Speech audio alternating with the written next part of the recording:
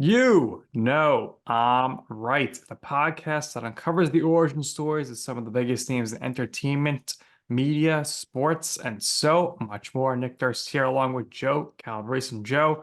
Our guest today, you guys are used to seeing each other on the red carpets at movie premieres, but Zoom off to do for this hour here. Absolutely. So a couple months ago, I had the opportunity to go see a small premiere of the Bastard Sons movie that came out back in January. So it's available on Apple, Amazon, Vudu. But we're really, really happy to have our good friend on. He's an actor, he's a filmmaker, director, and he has served. He is a veteran. So we're gonna have a lot of fun with him. Appreciate his time. We welcome Kevin Internado to the program. Kevin, how you doing today, pal? I'm doing great. How you guys doing? We're doing well, Kevin. So obviously, you grew up in New Jersey. Italian guy, Joe, he lives in Jersey sometimes, but he's an Italian guy as well. I have Italian roots. So obviously, it's all about the food over here in New York and New Jersey. So what were some of your favorite spots to eat and hang out? And what was it like just like, growing up, attending Howell High School, heading over to Brookdale Community College? What were you studying there? What was your life plan back when you were a high school and a college kid? God, my life plan back then was don't go to jail. That was my life plan. Jeez. Yeah, I was a wild young man. Yeah, I grew up in Howell, went to Howell High. That was a lot of fun. I had a great childhood. Ended up going to Brookdale for a couple of years. Actually, no, I take that back. I went to Brookdale for about a year and a half, and I dropped out because I took an acting class outside of college, and I fell in love. And I tried taking an acting class in Brookdale. I went to one. I was like, what the hell is this? It was just so theatrical and big and weird. And I excused myself, went to the bathroom, took my books, left, and never walked back. That was it. So yeah, I love New Jersey, man. I love it through and through. It's funny, it's been a while. I grew up at the shore. I'm in North Jersey and LA and back and forth now, but a lot of the places changed since I'd grown up. But there's one place that I still go back to when I go see my folks down in the shore, and that's Wawa. Of all the restaurants, dude, I go to Wawa every time. It's like a staple in my life. I grew up with a Wawa. That was our hangout. We were little kids. And oddly enough, man, freaking Wawa. There's a couple of cool restaurants on my friends own: Esposito's Pizza and Manasquan, Sorrentino's Subs in Lakewood and Howell too. Those are all stomping grounds in mine. I always go there for a bite.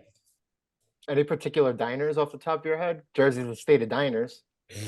They're gone, man. I used to go to the Regent on the Regent Diner. We all did on Route 9 in Howell. It's like the border of Howell and Lakewood.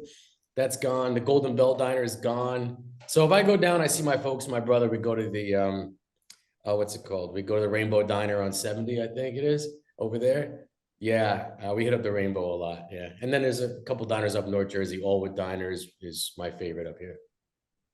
That's great. So you mentioned before acting course at Brookdale.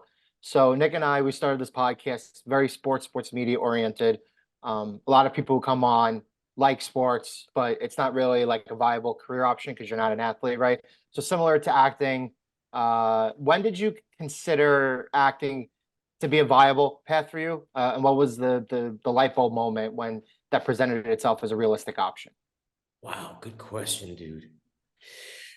It's never viable because you're consistently unemployed. I mean, there's harsh realities about the business. I don't put the big Hollywood vase over. It's you guys know what it feels like to be out of work. It's the worst feeling in the world.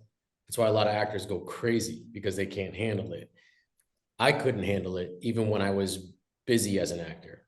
I still couldn't handle that. I come from a family construction business, and if I wasn't working 6 days a week, I wouldn't have known what to do with myself. So when I moved to LA, I was around 30. When I moved to LA, I moved out there late.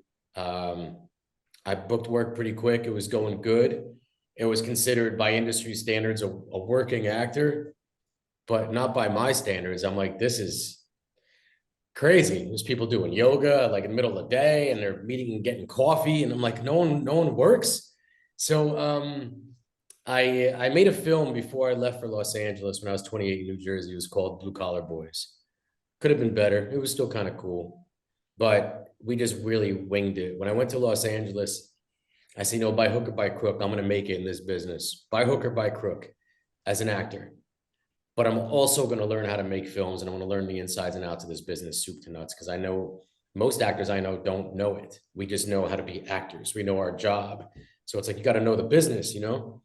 So I learned it. You know, I was out there 7 years, and it was like boot camp for me. It was like going to college. I surrounded myself with good producers and some shitty producers, got screwed, got burned, did okay, went to the gambit. I made honest mistakes, and I really can't kick myself in the ass for that, because I tried making moves with the best intentions. I just had no one to say to me like, Kev, that's probably not going to work out the best. I had to find out myself, you know.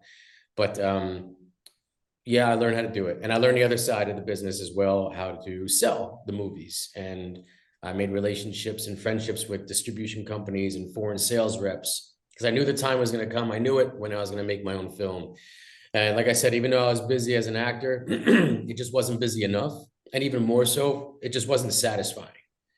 You know, it just wasn't satisfying. I couldn't get that fulfillment I wanted. So yeah, I started writing more, and I was like, oh, this is not bad. And then I started producing, and I was like, this ain't bad. And things were coming out.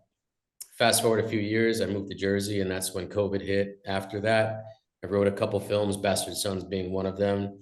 And I was just so close to it. I was like, I think I have to direct this.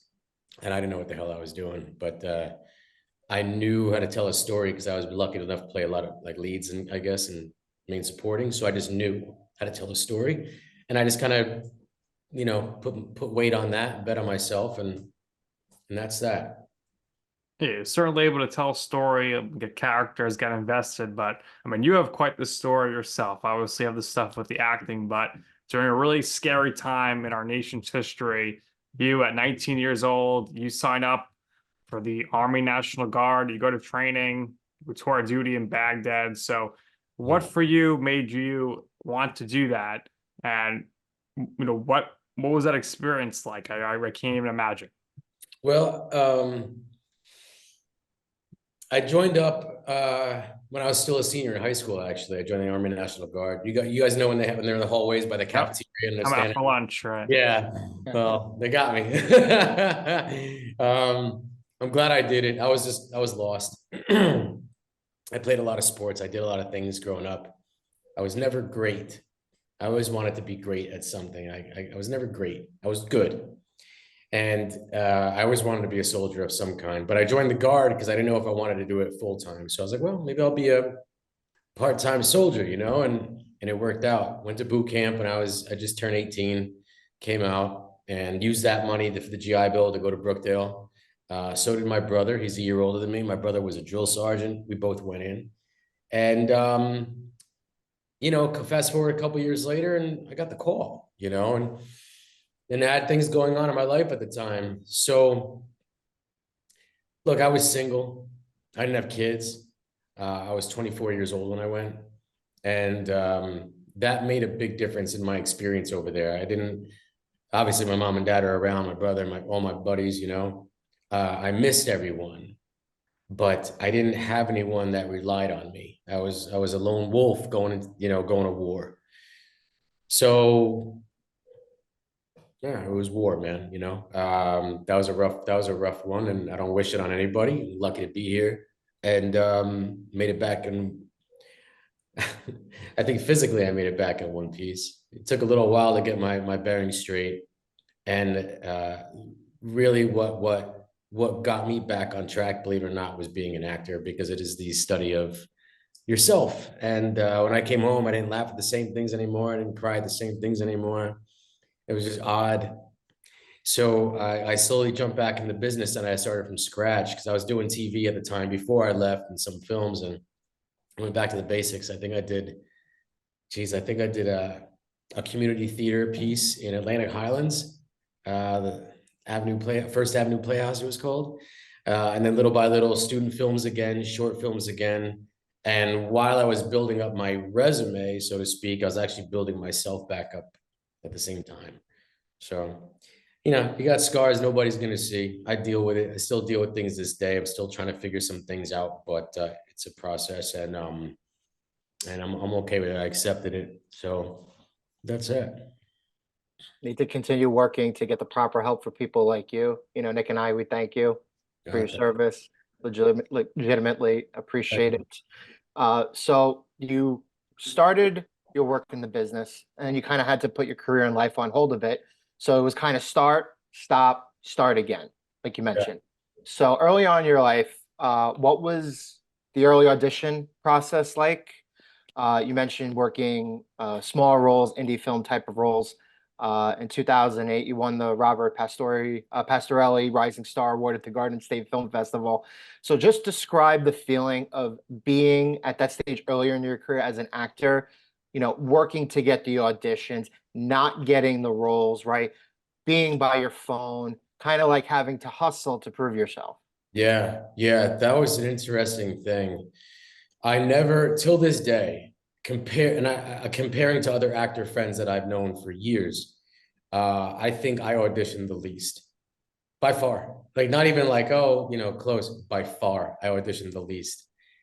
I still don't understand why. There's like realities in this business that is so weird. You know, people say there's no formula to it and this and that, and it's odd because I'll book out every like one or you know 4 or 5 I get, which is pretty high, but I just don't audition a lot. And when I was younger, boy, that got me. Um, and I wish I had a mentor back then. I didn't. You know, I lived. I think when I started acting, I was living in Belmar with my buddies and Cernio and whoever else. You know, and you guys know that atmosphere. So Joe knows it very well. He's My mom was a Manasquan girl and she raised a Belmar boy. Imagine. oh, there you go. There you go, man. Squan too. Squan was a lot of fun. But you know, I just didn't know how to work hard as an actor. That was weird. How do you work hard as an actor? Like, what do you do? What do you do? Monologues in the fucking mirror? Like, what do you do? You know what I mean? I didn't know. I didn't have anyone tell me or show me the way. You know, I didn't even know what a casting director was. I didn't know what an agent was when I started. It was just like I just knew I took this acting class and I just felt it and I didn't want to let it go. So earlier on in my career, there's a lot of things I could have done to make my life easier in that respect if I just knew how to live more like an actor. But I know I gave it my all. I used to look for work like a madman, like an absolute madman more than anybody that I knew. The lifestyle is odd. Your entire life is determined by your headshot getting submitted to someone that you don't know. That someone brings you in if you're lucky to audition. You audition, then your audition goes to someone else you don't know, and then someone else you don't know to see if they want to audition you again, and then so on and so forth until they just pick you. And when they pick you, it's not if you're good or not. It's not. I've been on the other side of things. It's not if you're who's better, who's worse. At the top, it's like who looks better for this part. Yeah. You know, your entire life is up to somebody else. I can't stand that shit. It drives me nuts to this day. It's it's nuts to even think like that, you know, like, you know, I'm how old am I now? And there's people that I'll never even meet that literally dictate my life, let alone my career. So that's another reason why I started making film as well. Because I have some kind of control. I'm not a control freak, but I just would like to have the control of my fucking life, you know? It'd be nice. So to answer your question, I hope I'm getting there. It's difficult to live like an actor. You have to have you got to have hobbies, you got to have friends, man. You really do, because the ups and downs of the business will just it'll beat the living shit out of you. And if your entire career is doing nothing but acting, then that insecurity that I just mentioned to you, the fact that someone else is dictating everything, you're just kind of floating and you're hoping and you're waiting. I'm not much for hoping, and I'm definitely not one for waiting. So I just took things in my own hands, and thank God, knock on wood, my acting career is going pretty good. And then things are going all right the other side too. Absolutely. Same thing happens in the real world. Same thing happens in the space that Nick and I are in with podcasts. We believe our show is one of the best shows. One of the compliments that we get the most is, you know, we ask great questions. at the Yeah. top, they ask you something, and you're like, wow, I've never been asked this before. Like, we constantly get those compliments. Nick And gets I'm that. not one to hope or wait either, but No, Nick, Joe's more hopeful. He can wait it out. I could wait. Nick, unfortunately, he doesn't have any patience, so he'll never be a doctor. So over the years, you have been able to land good credits early on in your career. You were in The Sopranos for a couple of episodes. You've done Law and Order, CSI New York. You mentioned Blue Collar Boys before, landing the role of Tony Suferin on Showtime's City on a Hill, working with Kevin Bacon and those executive producers. That's great experience. So just walk us through, a couple of those credits that you had. How'd you get them, and your experience working on set and meeting some of the people who worked on those shows. Sure, man. Sure. City on the Hill was most recent. Takes place in Boston in the mid-90s. Fortunately, they shoot in New York. So my wife and I were living in North Jersey, and she was a series regular on the show. So she booked a series regular. I randomly got an audition for that show, and they gave me a little part, which was cool. No one knew we were married or anything like that. So that was the first season. The second season, I got a phone call from Chuck McLean, who's now a friend of mine. He's a good dude. Chuck is the creator of City on a Hill, and Chuck was in The Bastard Sons. He played the role of Guy, the guy with the mustache. He's the creator of City on a Hill. And I think he just wrote a movie that Matt Damon and Casey Affleck starred in called The Instigators. That's coming out soon. So yeah, they brought me back for the second season. Here's showbiz. Second season, I had a pretty big role. They bumped me up. I played this racist cop. They're in the writer's room and they're like, we got this role that we want to play. It makes sense. And who's going to play it? No one's going to play this, especially with, Black Lives Matter is going on and everything like that. So Chuck's like, I think Kevin would do it. Not because I'm racist, but because it's work, you know what I mean? And I'll take the risky roles. I'll jump in them. I don't judge characters I play.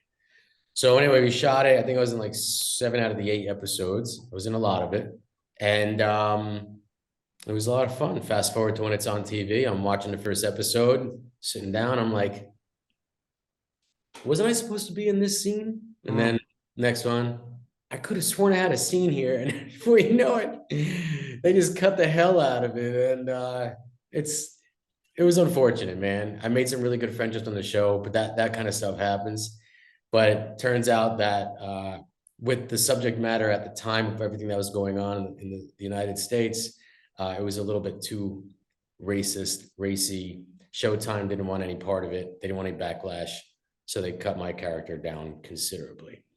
That's kind of, it's kind of how it goes. You know what I mean? You just got to kind of deal with it. But it was a fun time. Aldous Hodge is a cool dude. Bacon's a cool dude. Matt Del Negro, a lot of good people on this show, man. And Tom Fontana, the creator, and obviously Chuck. So, you walk away with that. It is really a journey, man. You meet a lot of cool people along the way. For sure. So I want to talk about your episode you did with New Amsterdam. Kind of took you back into your military days, right? You were a Marine lieutenant. So I'm just curious, when you're going for that role or whatever, do you mention, hey, have a military background? Does that help at all? Or does it just come down to the look and whatnot? I think my manager made mention of that when they submit you. You know what I mean? Yeah. That was cool because Lucy Liu was the director of that. I had no idea. So I got to set and I was like, oh shit, it's Lucy Liu, She was wonderful. And it was a small part if you saw it. But it was fun. It's cool getting that kind of thing. The uniform felt weird. I haven't worn it in a long time. I wasn't a Marine, but still it was interesting to throw back on. It does something to you, I'm very picky about that. There's a friend, I've turned down a couple roles. I'm lucky that I get offers here and there. And people reach out to me to play roles of a veteran or whatnot. And it's for obvious reasons, a touchy subject.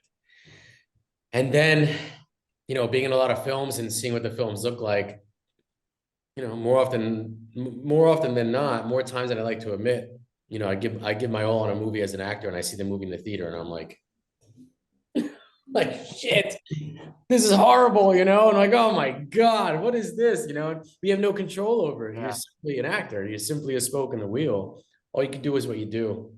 So I have a friend of mine, a very close friend, that's actually asked me about writing a story and wanting me to star in it. And it's underway. So that's happening. But what turned me off was years ago, I got called up by a soap opera casting director right after the war when I came back to the business, because I was on the soap opera a little bit before then. She said, we're doing an episode as a tribute to veterans. And she's like, you've been on the show before, we'll give you a part, this and that, just come on. I'm like, okay, you know, so I put my Class A's on, did like the dress greens and everything. And it was on the USS Intrepid in New York City. So we went out there and there was a holding room for all the actors. Well, I'm sorry, holding room for the veterans, right? So I get there and everyone's got their uniforms on, and I'm like, you know, if you're in the military, you can tell if someone's uniform is real or not. Yeah. So I got my uniform on, and I'm looking around. I'm like, these motherfuckers, They bought uniforms. motherfuckers. They went and got uniforms at the thrift shops and this and that. Their patches are backwards, upside down. I was like, wow. But who's the sucker? So we get out on the USS Intrepid and we go to do this scene. They're running out of time. Turns out that the director that day didn't want to give me lines for whatever reason. He's like, no, I'm changing my focus. I want to do it like this, do it like that. I ended up not talking. I was just standing there like an idiot. So here's me, a combat veteran out of war with real Class A's on him. And I'm with a bunch of about 15 or 20, extras that are just acting like veterans to get on the show. And it put such a bad taste in my mouth. Like they're doing it for veterans, and I was like, forget it. I'm never going to go this path again. I'll just shut that door. But it's been a long time since that. And like I said, there's this other project that's in the works. I trust him. I trust him implicitly, the writer director. He's actually a series regular on Law and Order SVU. He's a good friend of mine, and we'll see where it goes. All right, definitely looking forward to that. So, with all the shows you've been on or movies, which project that you worked on had the best craft services table? Well, my mom made macaroni a couple times on The Bastard Son, so There you go. That's the one. I can't really pass that up, man. If I didn't say that, I'd be getting cracked. Wooden spoon. Yeah, bar none, hands down. The Sopranos. I went to set the first day, and Crafty's. There's a lot of food on that Crafty table. There's snacks of all different kinds and fruits and this and that and juices. I mean, it's crazy. When I was on Sopranos, oh my gosh, I must have put on 10 pounds in 2 days. I was living in Belmar at the time. I was broke as a joke, and I was eating so much food on set. I was pigging out, and I was taking food back to my trailer, putting it in my bags. I told this story on, not to be long-winded, another podcast, that I stuffed my pockets full of food one time right before I had to shoot, and they wouldn't let me take what was empty out of my pockets. So we started shooting, and shit was flying all over the place. So I had to take everything out of my pockets in front of everyone on the street. There was like Oreos, Nutter Butters, cheese snacks, all this stuff. It was on The Sopranos, guy. It was so embarrassing. And it was outside. So the neighborhood we were shooting in, all the neighbors were outside watching. And there was like yellow tape, and the set was huge. And here I am. There's like a mound of food on the ground in front of me. I'm like, taking all this shit out of my pockets like an idiot. But they had like chefs. They actually had chefs, and they had this dude cutting roast beef. They had big trays of Ronies. They had this, they had that. It was incredible, man. They kept that real on that set for sure. That's awesome. What was it like for you to see yourself on The Sopranos? Because at the time, that's the big show on TV. It was weird because at the time I actually didn't even watch the show. So when I just odd, but it was on. I think, what was Sopranos on, guys? Sunday night. Sunday night. Sunday nights. Sunday nights, right? Sunday nights. I was usually driving home from my acting workshops, and I was consistent on that. I was diehard dedicated. I never missed. And Sundays were shot. Football, Sopranos. Sundays were dedicated to my work. So yeah, I got the part on a whim, and I don't know how I really don't know how I got the part to this day. It really made me realize that you just deliver, People either like you or they don't, and you can't do anything about it. The only way you could fuck up an audition is if you're nervous and you have anxiety and you're just not yourself. That's how you really mess up an audition. You can make choices and this and that. That's all fine and good, but the choices don't make you get it. They like you or they don't. And that's the bottom line. Someone there liked me, thank God. And I got the role and that was it, you know? And I hate when they say like someone beat someone out or someone, you know, actor talk, like someone fought for a role. You know what I mean? You don't fight for a fucking role. Just do the audition and you do the best you do the best you can. You know what I mean? You don't fight for anything. Nobody beats someone else out of a role. You're not fighting over it. You got your audition, you got their audition, and you got someone who's looking at both of them and they pick, you know. And once that is more understood, it gets a little easier to understand the industry in that regard, you know. So but yeah, that was kind of how the Sopranos went down. Yeah, makes a lot of sense. If you put that into perspective in anything in life, Yeah. I think you come away feeling a little better. But you had total control with the Bastard Sons, right? So obviously that's your baby right there. Talk to us, really the whole process, the idea you had for this, how you developed the concept for the film, what went into, because you mentioned learning the business side of things before, the budgeting, the financing for the project, the funding. The casting process. You had to find the right people that could play those gangsters. You got Frankie Edgar in there and Roger Matthews, who are well known. So how did you hook up with them for this project? How did you pitch it to them? And then scouting and deciding on locations. We know we had Joe with us. He said he do a lot of locations as well, helped you with that. And really just the whole process there from start to finish, which includes then the editing and getting everything secured for distribution and whatnot. So what was that whole process like for you overseeing a whole film from conceptualization to finished product? Nick, that was a lot of questions, man. I'm gonna do my best to just tell us, tell us your Bastard Son story. I'll be as succinct as possible, and thanks for asking. I rewrote The Bastard Sons. No, actually, it was a fresh write. It was based off a script that a friend of mine was casting back when I lived in Jersey when I was 27 years old. I auditioned down near Atlantic City for it. He gave me the role. He's a young kid. He was like 18 at the time. And he's like, "Hey man, we got no money." I was like, "Oh shit, it's all right." You know, I got out of the house and got to audition. Stayed in touch. His name is Glenn Rodriguez. He was a good dude, talented dude. So I ended up moving to LA a couple years later. So did he. Ended up being roommates for a little while. I found my wife, moved in with her. Did a couple of short films together. I eventually moved back to Jersey and back and forth. He moved his way. COVID hits. I'm like, shit, we got no work as actors. Now at this time, I got a 4-month-old baby, and you know, house mortgage just like anybody else, you know. And I called up Glenn. I said, I gotta write something. I said, "What's up with that script?" So it had a really cool vibe to it. It was just cool. And I knew where Glenn's head was at. We both like our music geared, motivated people with film.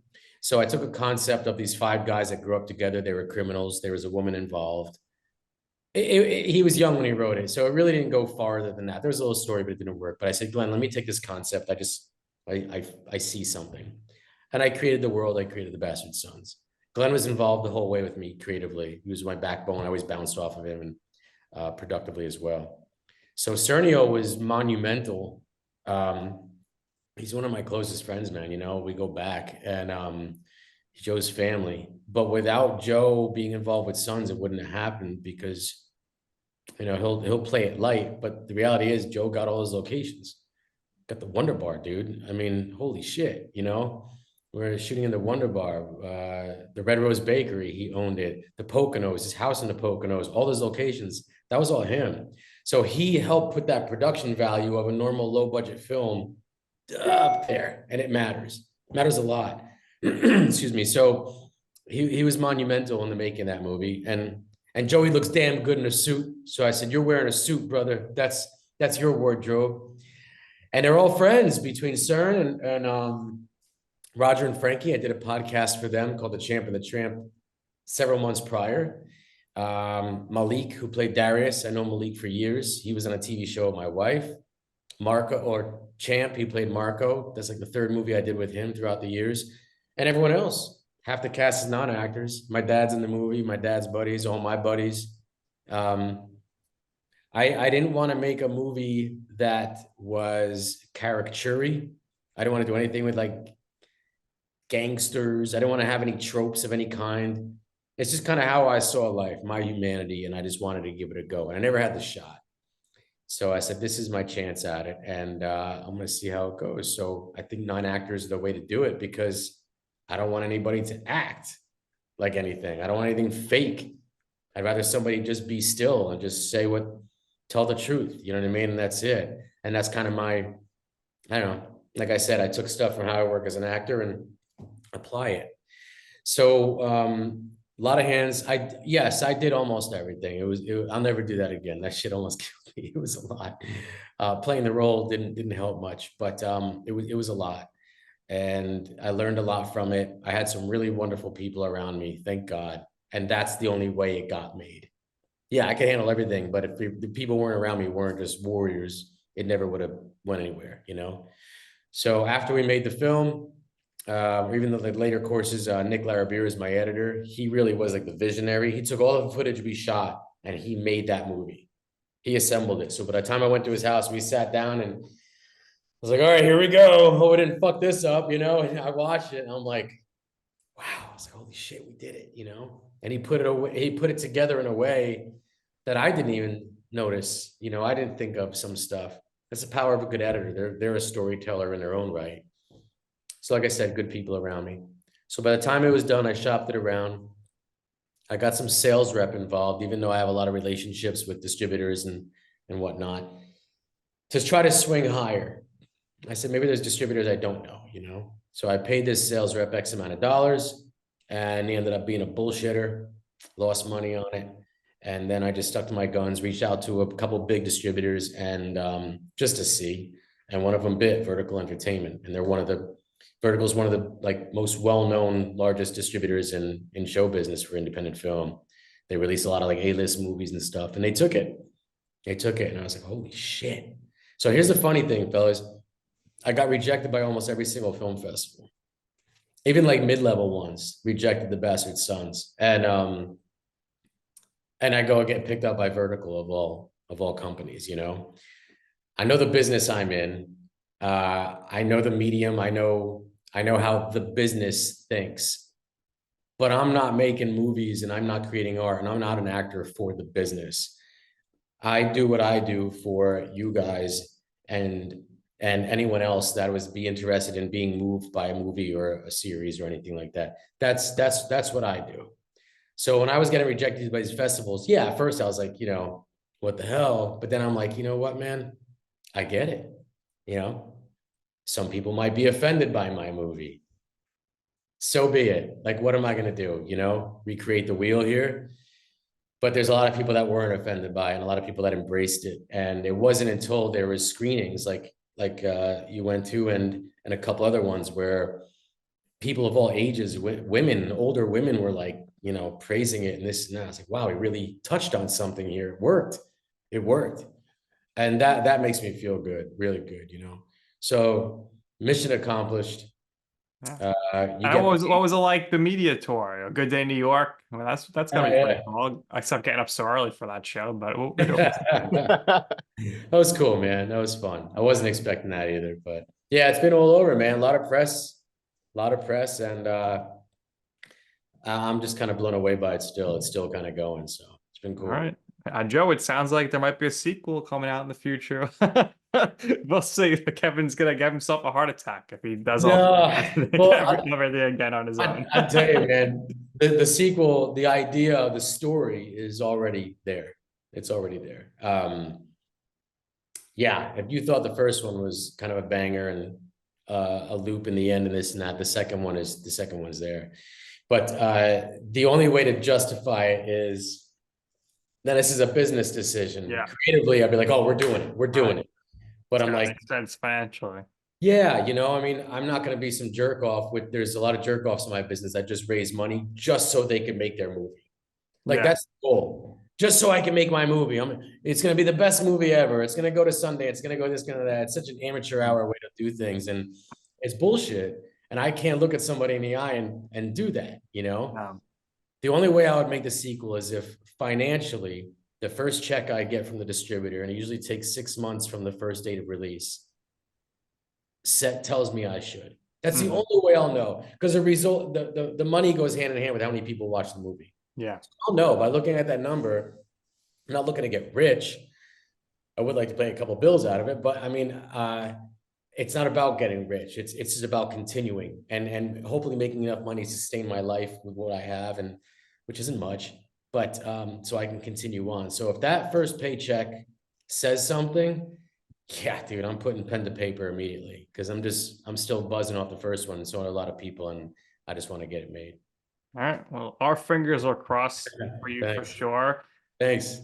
So, Kevin, for you, obviously, you've been around for a while, over 20 years in the industry. Who are some of the biggest influences you had as far as like acting or directing wise? And who are some notable people you've had the opportunity to meet with or spend time with or work with during your time in the business that have ultimately kind of, helped you become what you have become in the industry? You know that saying, don't meet your heroes? Yeah, Yeah. You know, it's true. a lot of that shit. It's tough to say. There's people in my life, my personal life, that have propelled me in the business.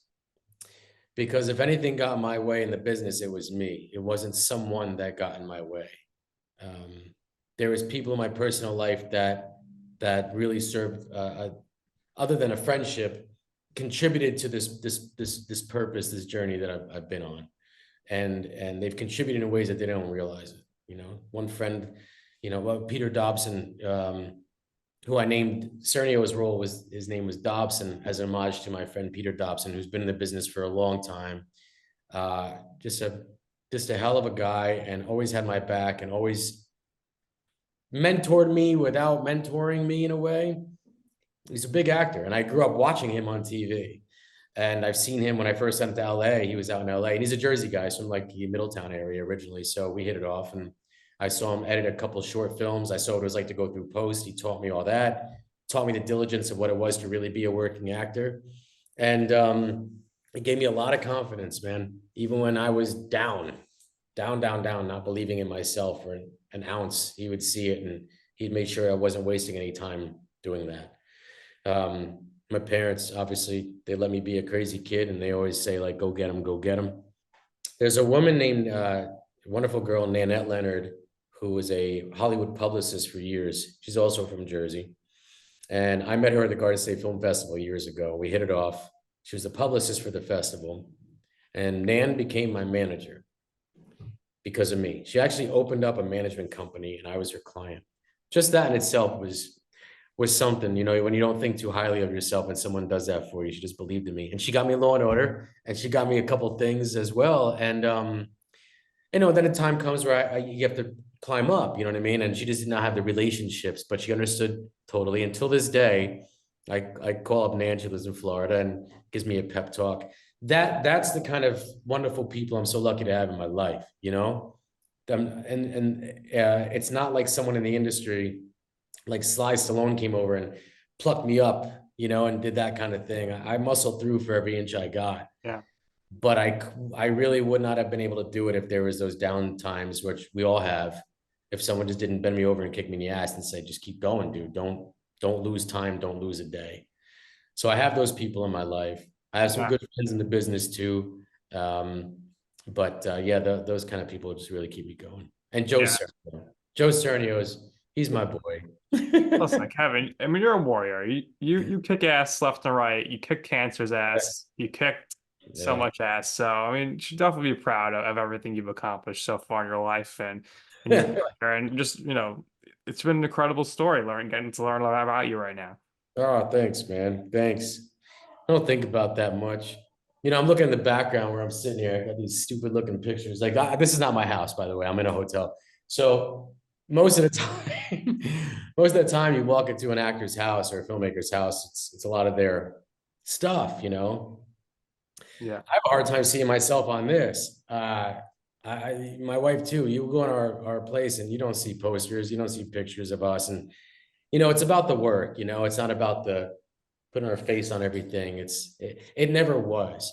Some people like it, man. It's all good, you know. But I am proud.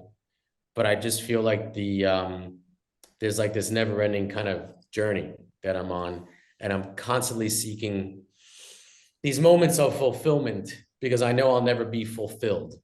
So I have to keep kind of climbing for it. And when things get in the way, you know, I just can't, I can't let it hold me up. You know, I've been through a couple of things, like you said. You know, on that note, Nick, other people have been through things that I haven't been through. I Sure. never lost a parent.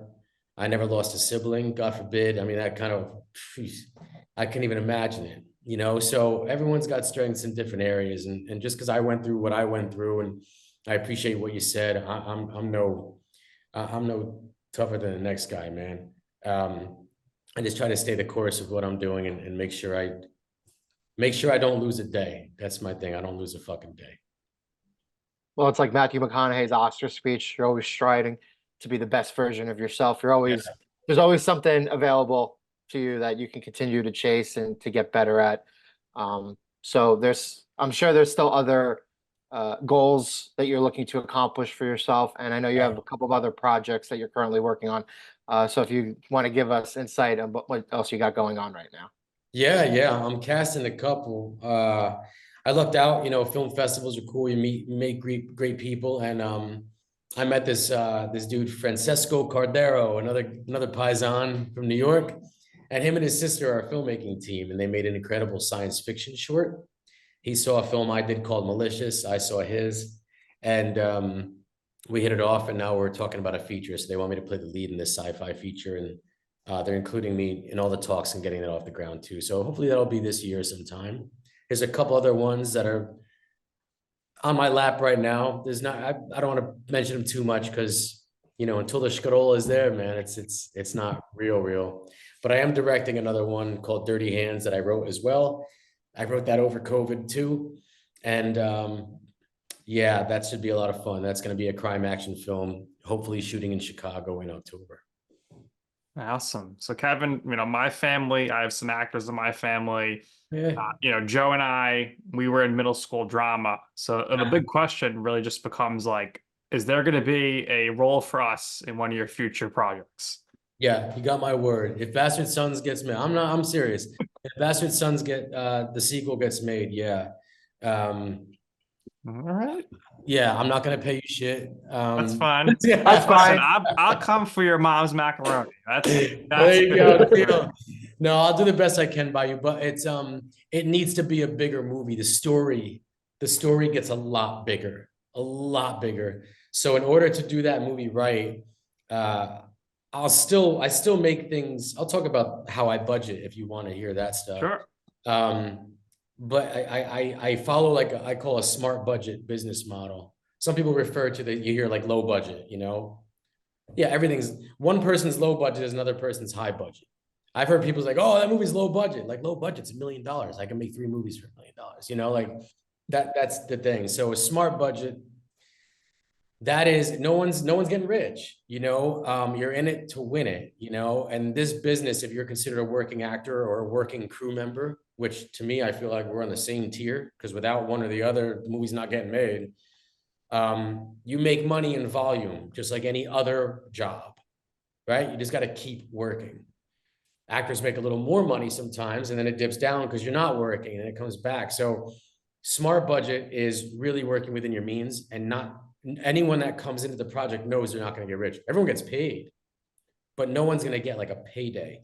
And if you can keep those costs as low as possible, and you have the right people involved, it's possible to make a movie like, say, The Bastard Sons for X amount of dollars, or The Bastard Sons for $2 million. And if you do it the right way, you could have the same movie, because ultimately when it sells, it's going to make this much money. Yeah. So if you make a movie for 2 million and it sells for 2 million, you know, it's a wash. You make a movie for 150,000, it sells for 2 million. Your investors are like patting you on the back and saying, when's the sequel? Yeah. So that's the goal. I kind of like the idea of the business aspect of it. And if I could provide that, shit, if I can make people money, man, off of my art, oh my God. I mean, that's awesome. I love the idea of that. I love it. Not as much as acting, but I still love it. And that's kind of what I pride myself on doing if I'm going to take the responsibility of producing a project. Yeah. Absolutely. Yeah. So, Kevin, in your life or your career, what would you say is your I'm right moment? What I mean by that is a time or place where you wanted to pursue something, you asked somebody for advice, they said, Kevin, I don't think you should do that. That's a bad idea. And you were like, you know what? I'm gonna do it anyway. And in the end, you'll see why it is that I know I'm right. It was Chuck McLean. About 4 years ago, actually. Because no one told me I shouldn't be an actor. I didn't get that. I didn't get rejected. I don't have that in me to be like, I'm going to prove them wrong. I have no one to prove wrong. I'm lucky enough to have people around me that say, go kick some ass. You know what I mean? I'm lucky. But I also held myself back because growing up in a family construction business, we hit hard times. And I know what hard times feels like. And I remember saying, even to my dad, I'm like, I'm never going to own a business, ever. I'm never going through this, ever, man. I'm going to be an employee the rest of my life. And there's nothing wrong with that. But I said it. But I felt it in me. I knew it. I got a piece of my own man in me. I knew that I wanted to own something. So I denied it for a long time. Even when we made Blue Collar Boys in Jersey, I didn't own it. I was a part of it. So before COVID, I was bubbling with, I have to do something. I know I'm going to make these films, I was prepping for it, but I was always working with people. It was always co-productions. I never helmed it. It wasn't my name. It wasn't my investors. And classic line from Chuck McLean one time, he was over the house, we were talking. I'm like, I don't know, man. Like I was stressing. I'm like, I just feel like I'm bugging and I just feel like I got to do it. Like, I just feel like I got to do it. And he's a heavy smoker and he's from Boston. And I'll never forget, he's just sitting there. He goes, just fucking do it, kid. And I was like, you know what? You're right. I should just fucking do it. And that was it. The Bastard Sons was born. And that was the best advice. That was it. I knew I was right. I knew I should have done it. It was in me the whole time. I just needed that little, and I got it from Chuck. And that was that. I'm so happy you had the pen handy as a prop. That was great. Well, Kevin, before we let you go, I just want to say my uncle also owns his own contracting business and stuff like that.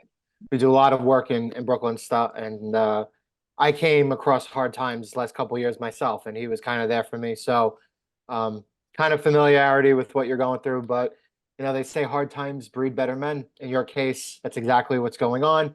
You keep going. There's no doubt in my mind that you're going to have a lot of great things to continue working on into the future.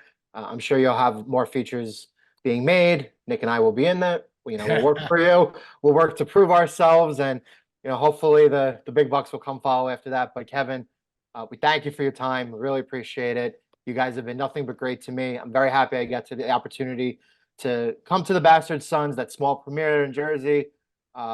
Happy to make friends. But what we do here is we always give our guests the last word. So if there's anything else you would personally like to share, promote for yourself, we know you're very modest and humble, but if that's the case, by all means, go ahead. And we appreciate your time. We wish you the best of everything moving forward, you and your wife. Wow. Thanks, guys. Thanks so much. Thanks for the time. Thanks for the wonderful thought out questions. I appreciate it. I feel guilty sometimes because I don't get a chance to ask you guys questions, but hopefully in the future, we'll have more conversations and I can find a little more about you. So thanks. Look, if anybody's interested in my career, my life, they go hand in hand. They can find me on Instagram. If they can spell my name the right way, good luck. It's Kevin Interdonato. And yeah, I don't need to promote anything, man. If I was going to leave anything, if anyone was watching this, I would just leave them with this. I'm just like you, and I'm nothing special. I'm really not. And I'm going to sit up here like these people, these fake gurus on social media acting like you have to do this and you have to do that. just do yourself the service and the justice. If you're feeling something so strongly that it drives you fucking crazy, then just do it. Just have the balls and do it. And you'll be happier and you can sleep at night if you did. Don't be afraid to fail. All right, great last words, Kevin. We appreciate your time. Everybody, go watch The Bastard Sons. Great movie. And Kevin, thank you for your time. That's gonna do it here for this episode of You Know I'm Right. For our very special guest, Kevin, my co-host Joe, I'm Nick, and this has been You Know I'm Right.